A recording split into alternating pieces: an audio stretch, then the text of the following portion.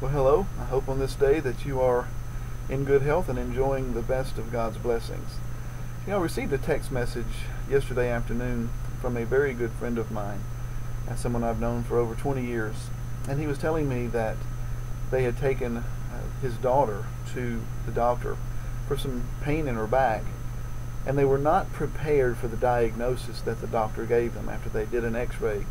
They saw that her spine was severely curved and that she was going to have to face some very serious spinal surgery.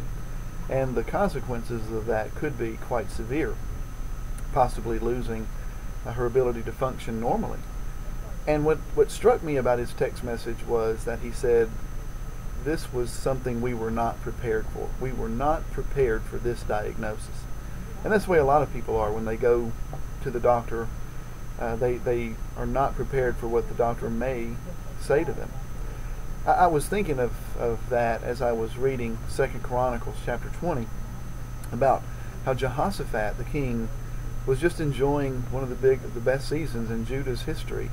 And then it was reported to him that one of the largest military forces ever put together was making its way to attack Judah and the king. And immediately the king was fearful. This was something he was not prepared to hear. He was not prepared for this in any kind of a way. And so what he did was he began to pray. He called the people together for a fast. He began to pray. But there was still some doubt and some fear. He even kind of blamed God at one point for putting him in the situation. So immediately God sent a prophet to speak directly to Jehoshaphat and told him that he needed to take his trust directly to the Lord, that he needed to trust in what the Lord was going to do. So we saw a change in Jehoshaphat after that prophet spoke. Then he started really trusting and believing that God, even though they were not prepared for this army to come, this army was far more prepared, far larger. They were not prepared for what was going to happen, but he began to trust in what God was doing and what God was going to do.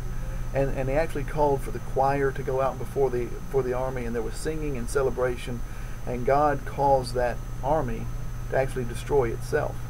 And a lot of times in life, what we need to understand is that we get a diagnosis, or we get information, we get something told to us that we're not prepared for. Maybe we lost our job, or our investments are not good. Whatever it may be, there are things that happen that we're not prepared for.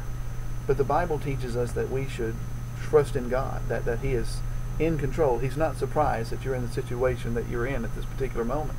You just say, God, I don't understand it. I'm not prepared for it, but I know that you're the King of Kings and the Lord of Lords.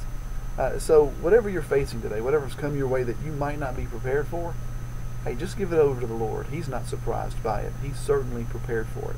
This is Tony Guthrie. Have a good day.